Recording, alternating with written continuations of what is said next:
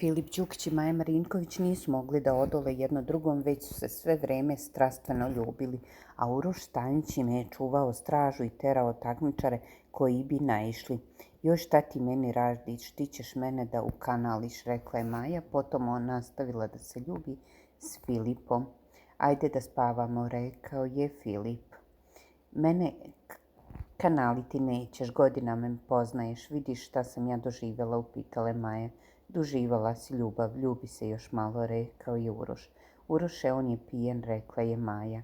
Nije pijen, otreznio sam ga. Bude li zakazao, ljubim ga u usta da se ponovo otrezni, rekao je Uroš. Posjećamo, Filip Đukić i Maja Marinković su završili zajedno u radionicu ove noći kada su se poljubili, a potom ih je Uroš Stanić premjestio u rehab kako bi imali svoj mir.